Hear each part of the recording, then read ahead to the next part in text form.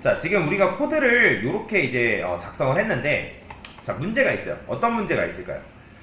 지금 멤버 컨트롤러에서 보면 RQ 만들고, RQ 만들고, 그 다음 RQ 만들고, 자, 이런 식으로 만드는데, 자, 만들 때마다 지금 REQ 넘기고, RESP 넘기고, REQ 넘기고, RESP 넘기고, REQ 넘기고, RESP 넘기고, 그쵸? 그러니까 RQ를 사용하기 위해서 현재 컨트롤러 단에서 REQ, RESP 메서드 변수를, 그러니까 메서드에 요 매개 변수를 계속 넘겨야 된다는 거예요. 이해되시죠? 그러니까 저는 요거를 안 쓸 겁니다. 안 쓸 거예요.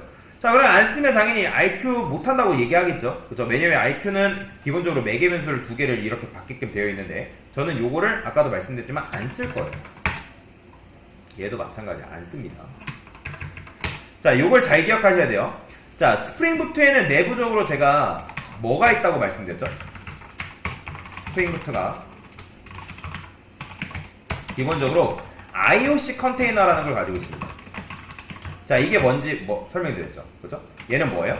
거대한 공용 상자예요. 그러니까 얘는 뭐예요? 싱글톤 패턴으로 여러분들 객체를 IOC 컨테이너가 생성을 해준다라고 말씀드렸죠. 그러니까 우리 컨트롤러 보면 여기 맨 위에 컨트롤러 어노테이션 이렇게 붙였잖아요. 그죠? 요거 딱 들어가 보면 얘는 기본적으로 컴포넌트라는 게 붙어요.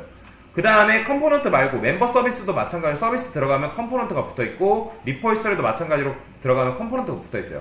자, 컴포넌트 어노테이션이 붙어있는 것들은 기본적으로 누가 관리한다? IOC 컨테이너가 관리하기 때문에 IOC 컨테이너가 내부적으로 싱글톤 패턴에 의해서 프로그램이 실행되자마자 객체를 만들어줍니다. 그러니까 즉 여러분들이 매번 new 하지 않아도 지금 여기 보면 멤버 컨트롤러에 이상하다 느끼지 않나요? 멤버 서비스 변수만 있다는 거예요. 그런데 멤버 서비스만 있는데 불구하고 이게 어떻게 된 거예요? 파이널 붙어있는 키워드는 일단 생성자 메서드가 필요한데, 근데 알아서 스프링부트가 이 파이널 키워드가 붙어있는 이 멤버 서비스에 대해서 뭐한다? 객체를 내부적으로 만들어준다는 거예요. 이건 뭐랑 같다 했죠? 여러분들이 퍼블릭 멤버 컨트롤러에서 여기다가 멤버 서비스, 자, 그 다음에 디스 멤버 서비스에 멤버 서비스 이거랑 같다 했죠? 이런 걸 무슨 주입이다? 생성자 주입이다 라고 말씀드렸잖아요. 그죠? 근데 이건 안 해도 되는 게 뭐예요? 우리가 지금 all out 컨스트럭터 얘 쓰고 있기 때문에 그렇잖아요. 그죠? 그러면 이제 요거 말고도 뭐가 있다 했어요? 필드 주입이 있다 했죠? 그죠? 필드 주입 같은 경우는 여기다가 여러분들 뭐 붙이는 거예요? 파이널이 아니라 여기다가 오토와이어도 붙인다 했잖아요. 그죠? 그러면 알아서 이제 이 IOC 컨테이너에 의해서 객체가 생성된다 했죠. 근데 요즘은 다 생성자 주입으로 처리를 합니다. 안정성 때문에. 자, 그래서 IOC 컨테이너가 뭐 한다? 객체 생성을 얘가 알아서 해준다 라고 보시면 돼요. 이해가 되시죠? 자, 그런데 지금 우리가 RQ를 쓰고 있는데, 결국에는 RQ를 쓰고 있는데, RQ를 매번 이런 식으로 쓸 때마다 어떻다는 거예요? 그러니까 REQ 만들고 RESP 넘기고, RQ 만들고 RESP 넘기고 그렇게 한다는 거죠. 근데 저는 이거 안 할 겁니다. 자, 근데 당연히 RQ 쓰는 곳에서 굉장히 뭐라 하겠죠. 지우게 되면. 근데 안 해도 하는 방법이 있어요. 자, 여기다가 저는 private, final, RQ 이렇게 만들어 줄 겁니다. 자, RQ 객체를 여기서 이제 부탁을 하는 거예요.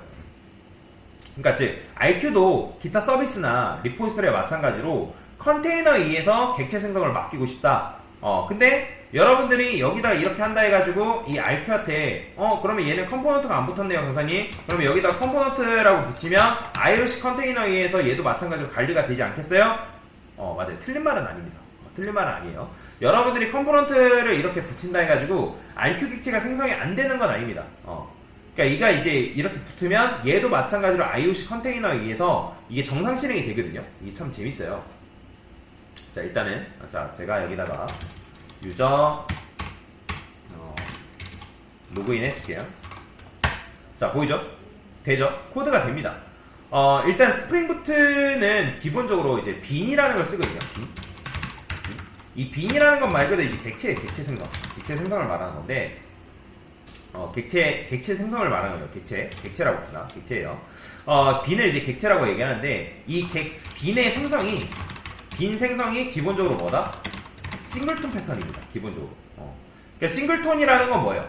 프로그램 실행 시 객체가 생성된다 라고 말씀을 드렸죠. 그러면 이제 이렇게 했을 때 좋은 점이 뭐다? 나중에 여러분들이 만약에 홈 컨트롤러가 있고 그 다음에 여기서 이제 멤버 컨트롤러라는 게 있을 거 아니에요. 근데 만약에 이 멤버 컨트롤러에서 뭘 쓰고 있어요? 멤버 서비스라는 걸 쓰고 있단 말이에요. 멤버 서비스. 근데 나는 이제 홈 컨트롤러에서도 멤버 서비스를 쓰고 싶어요. 그런데 여기서 여러분들 멤버 서비스 객체를 만들어 버리면 멤버 서비스 객체 만들 때 누구도 만들어져요? 멤버 리포지토리 객체도 같이 만들어진단 말이에요. 그러면 연쇄적으로 홈 컨트롤러에서 멤버 서비스 쓴다 해가지고 멤버 서비스 만들어주고 리포지토리를 만들고 멤버 컨트롤러에서 멤버 서비스 만들어주고 멤버 리포지토리를 만들어주고 하면 코드의 중복, 메모리 점유가 발생할 수 있단 말이에요. 메모리 낭비가 발생하는 거죠. 그래서 이걸 아예 누구한테 맡긴 거다? 바로 스프링부트 IOC 컨테이너에 맡겨가지고 싱글톡 패턴에 의해서 객체만 생성되면 여러분 변수라는 건 뭐예요? 변수라는 거는 해당 값만, 주소값만 공유해주면 그 변수를 우리가 사용하는 게 가능하잖아요. 그죠? 그래서 지금 우리가 IOC 컨테이너를 우리가 말한 거죠.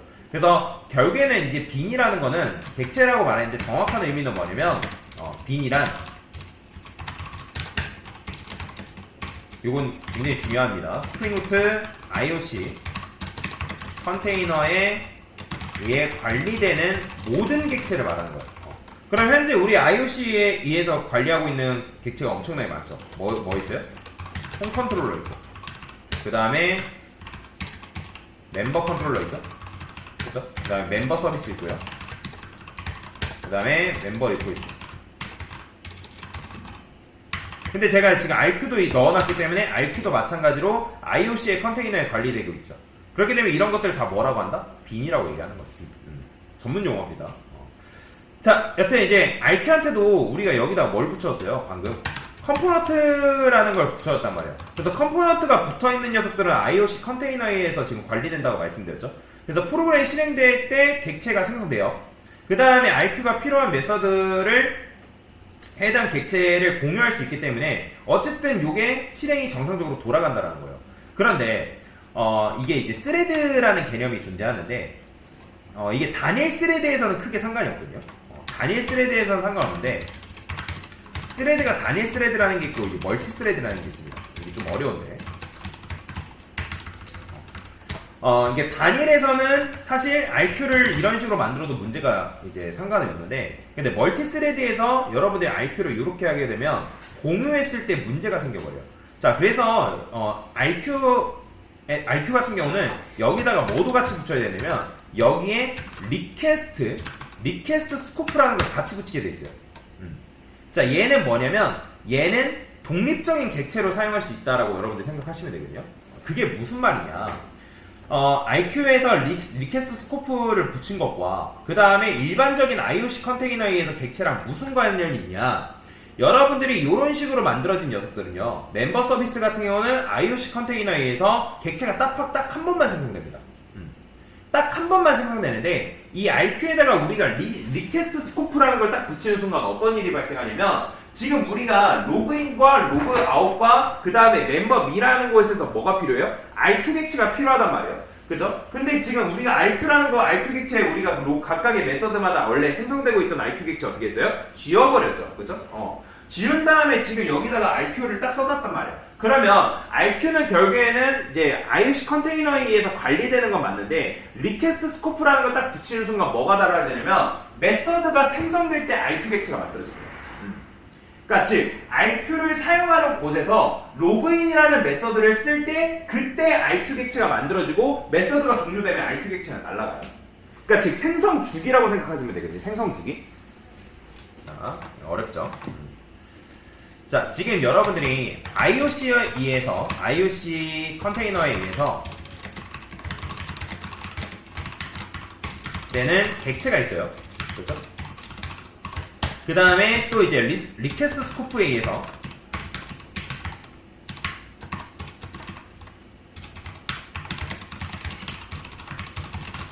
자, 이런 식으로 두 가지가 있는데 얘네들이 뭐가 다르냐면 생성 주기가 다릅니다. 생성 주기.